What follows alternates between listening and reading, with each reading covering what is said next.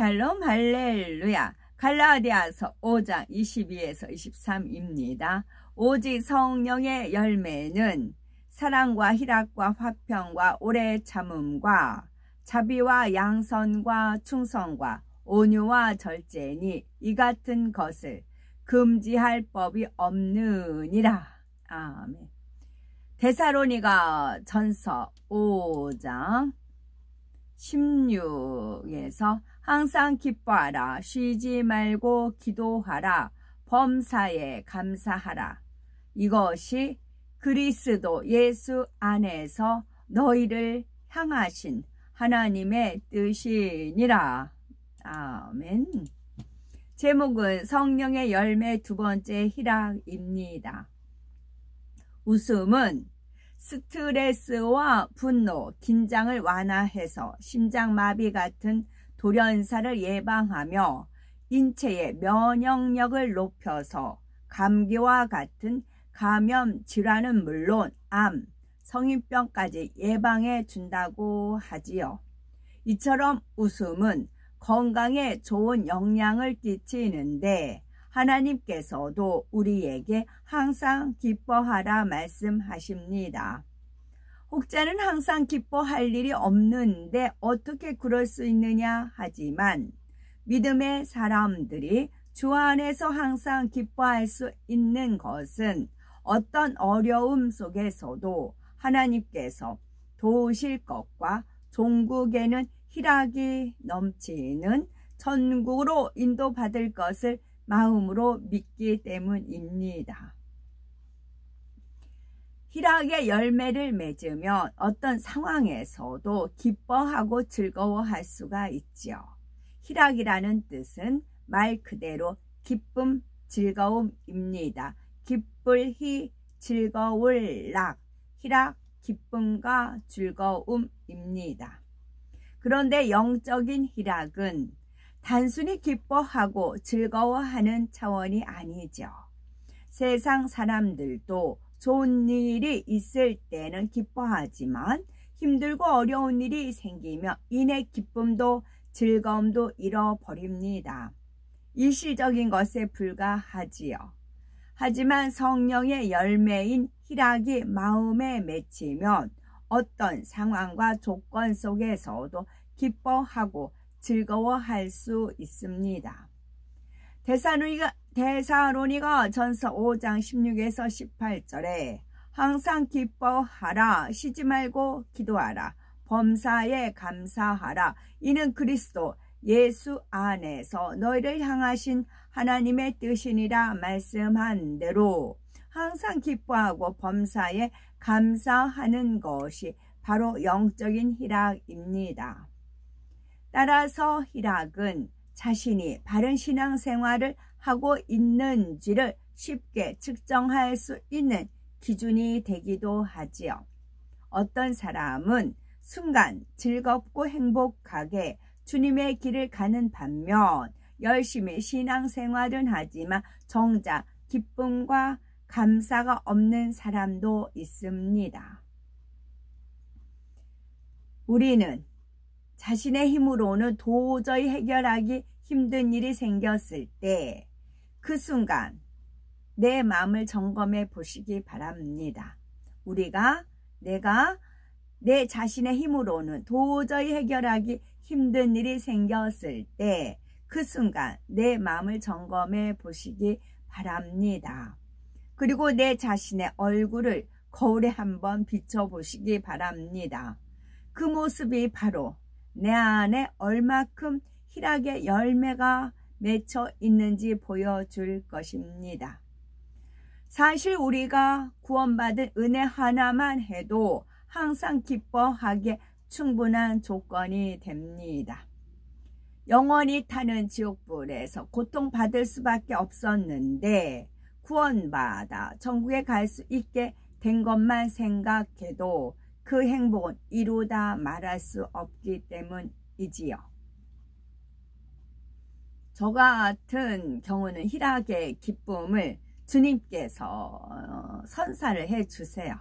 주님께서 웃기게 해주세요. 금요일 금요일 날도 버스 타고 오는데 네, 해에서 이제 무지개가 뜨고 이렇게 이제 여러 가지 현상들이 일어났어요. 그래서 주님 언제 오실지 주변에 어려움이 있는 사람들이 많다. 왜냐하면 돈이 넉넉히 있는 사람은 돈으로 즐기지만 하나님 나라와 의를 위해서 막 온 힘을 다해서 헌신하는 분들, 막 그런 분들 안타까운, 저도 이제 그런 측에 속하고 그랬어요. 그래서 다른 분들 생각하니까 주님 언제 오실지 모르지만 참 사는 게 버겁습니다.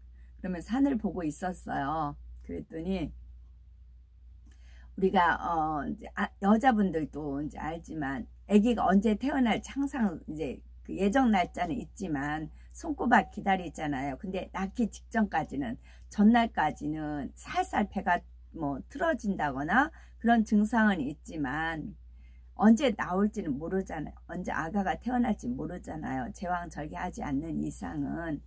그와 같은 거 아니겠느냐 이제 그러시더라고요. 그래서 그러네요 하면서 하늘 보고 있는데 해 주변에 검은 검은 구름이 이렇게 해를 반을 가리는 현상이 또 있어요. 그러면서 어둠이 이렇게 오고 있지 않느냐.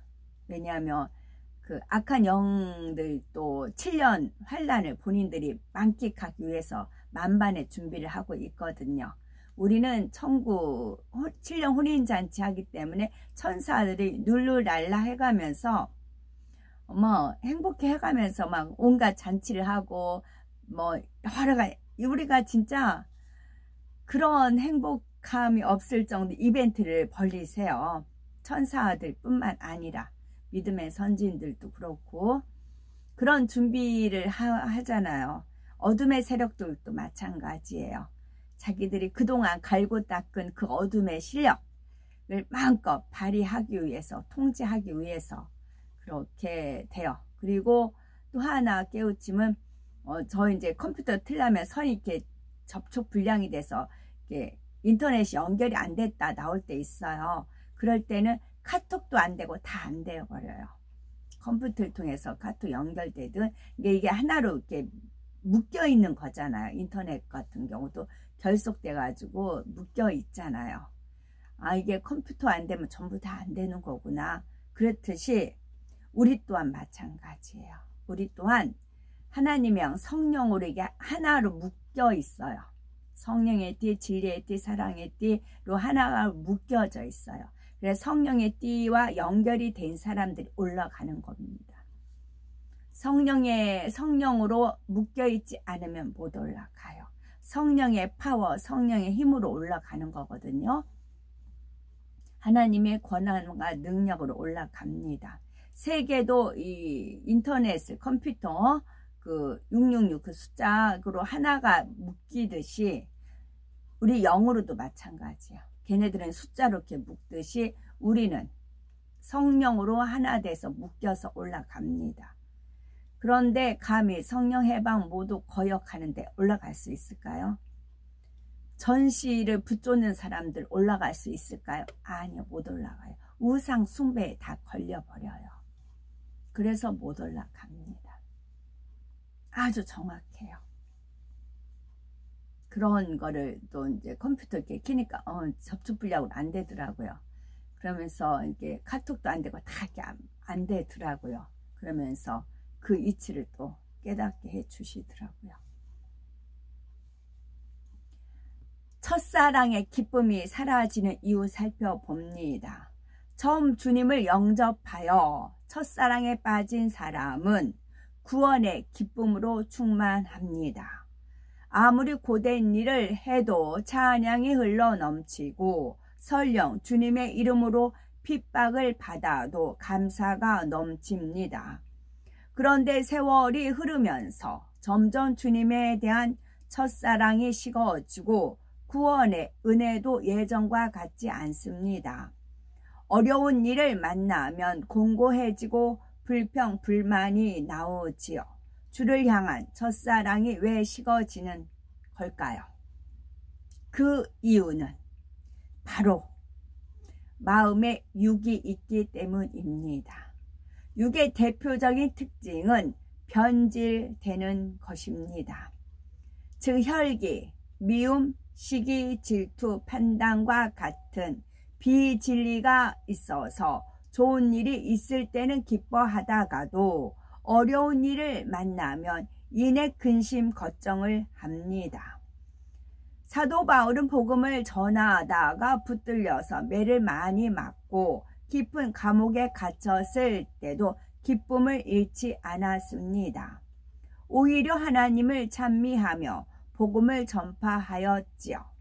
어떤 고난 속에서도 기쁨을 잃지 않았기에 주 안에서 항상 기뻐하라, 내가 다시 말하노니 기뻐하라고 권면한 것을 볼 수 있습니다. 혹여 벼랑 끝에 내몰린 절망적인 상황에 직면해 보신 분들이 있으십니까? 그럴지라도 사도 바울처럼 하나님을 믿고 기쁨과 감사의 기도를 드려보시기 바랍니다. 그 믿음의 행함을 보시고 하나님께서 합력하여 선을 이루어 주실 겁니다. 희락의 열매를 맺으려면 어떻게 해야 될까요? 그것은 첫째는 육을 벗어버려야 합니다. 둘째는 범사의 성령의 소욕을 쫓아야 하지요. 세 번째는 기쁨과 감사의 씨를 부지런히 심어야 합니다. 희락의 열매를 맺으려면 첫째는 육을 벗어버려야 합니다. 마음속에 시기, 질투라는 속성이 없는 사람은 상대가 축복받고 칭찬받는 것을 볼 때 자신의 일처럼 기뻐합니다. 하지만 시기, 질투가 있으면 상대가 잘 되는 것을 보면 배가 아프고 마음이 불편해지며 열등감에 쌓여 낙심이 되지요. 이처럼 육의 속성이 있으면 원수마귀 사단은 죄성을 자극하여 죄를 짓게 만들고 기뻐하지 못하게 역사합니다. 또한 근심 걱정 속에 하나님을 의뢰하지 못하게 하니 영적인 믿음을 가질 수가 없지요. 참 믿음이 있다면 아무리 어려운 환경에 처해도 감사하며 하나님을 의지합니다. 마음에 육이 없으면 사업할 때도 사업을 할 때도 성령의 음성을 바로 듣고 나가기 때문에 범사에 형통하며 축복이 넘치지요. 그런데 욕심과 조급함이 앞서고 정도에서 벗어나기 때문에 불통할 수밖에 없습니다. 우리 안에 육을 벗을수록 영적인 기쁨과 감사가 임하고 범사의 형통함을 받을 수 있지요. 두 번째는 범사의 성령의 소욕을 쫓아야 합니다. 우리가 구하는 기쁨은 세상의 기쁨이 아니라 위로부터 오는 그 성령으로 말미암는 기쁨입니다. 내 안에 계신 성령이 기뻐하실 때라야 희락이 넘치는 삶을 살 수 있지요. 무엇보다 하나님께 중심으로 예배하고 기도하며 찬양할 때, 하나님의 말씀을 지켜 행할 때 기쁨이 샘솟지요. 하나님께서 주시는 기쁨은 세상의 어떤 기쁨과도 비교할 수 없습니다. 우리가 매 순간 성령의 소욕을 쫓아 나가면 성령이 기뻐하심으로 우리 안에 기쁨을 가득 채워 주시지요. 가령 내 유익을 구하는 마음과 상대의 유익을 구하는 마음이 서로 싸울 때 그 갈등이 계속되면 충만함이 떨어집니다. 그러다가 육을 쫓아 자기 유익을 구하면 당장은 좋아 보이는 것을 가질 수 있지만 영적인 기쁨은 임하지 않습니다. 오히려 마음이 답답하고 뭔가 꺼림칙하지요. 반면에 마음을 정하여 상대의 유익을 구하면 당장은 내가 손해본 것처럼 보여도 성령이 기뻐하심으로 위로부터 기쁨이 임합니다. 이런 기쁨은 누려본 사람만이 알지요. 세상 누구도 줄 수 없고 알 수 없는 기쁨입니다. 알 수 없는 행복입니다. 이처럼 당장의 이익 때문에 육체의 소욕대로 쫓으면 매번 불편하고 다툼이 생기지만 성령의 소욕을 쫓아 중심에서 섬길 때에는 마음에 참 평안과 기쁨이 임합니다. 자기 기준에 맞춰 상대를 판단하던 사람이 마음을 바꿔 선으로 이해하면 그만큼 평안해지지요. 우리는 내 자신과 성격이나 의견에 잘 맞지 않는 사람을 만나면 모른 척 하거나 피하시는지요? 아니면 웃으면서 따뜻하게 인사하시는지요? 세상 사람의 입장에서는 싫은 사람에게 억지로 친절하게 대하는 것보다 피하고 외면하는 것이 편합니다. 그러나 범사에 성령의 소욕을 쫓는 사람은 섬기는 마음으로 웃어주지요. 그러니 참 평안과 기쁨이 임합니다. 누군가와 성격이 안 맞는다라거나 상대가 싫다라는 느낌조차 아예 없으면 항상 마음이 평안하고 행복합니다. 이런 사람은 날이 갈수록 희락의 열매가 실하게 연글고 얼굴에서는 영적인 빛이 흘러 넘칩니다. 세 번째는 기쁨과 감사의 씨를 부지런히 심어야 하지요. 농부가 열매를 거두려면 씨를 심고 가꾸는 수고가 따르지요. 이처럼 희락의 열매를 맺기 위해서도 기쁨과 감사의 조건을 찾아 하나님께 올려야 합니다. 믿음 있는 하나님의 자녀라면 기뻐할 일이 얼마나 많겠습니까? 무엇과도 바꿀 수 없는 구원의 기쁨이 있습니다.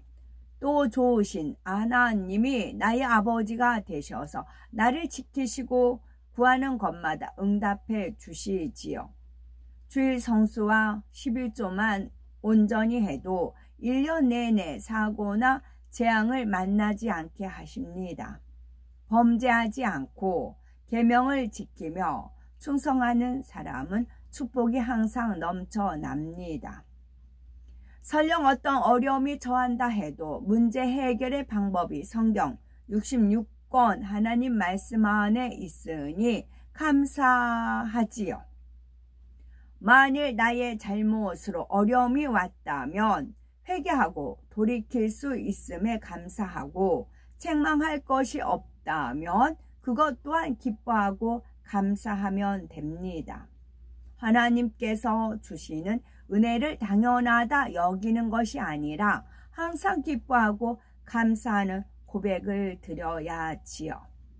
이렇게 감사의 조건을 찾아 기뻐할 때 하나님께서는 더 많은 감사의 조건을 주십니다. 그러면 점점 더 감사와 기쁨이 커지고 마침내는 희락의 열매를 온전히 맺을 수 있지요. 주 안에서 신속히 희락의 열매를 맺어 항상 기쁨과 감사, 행복이 넘치는 삶을 영위해야 되겠습니다.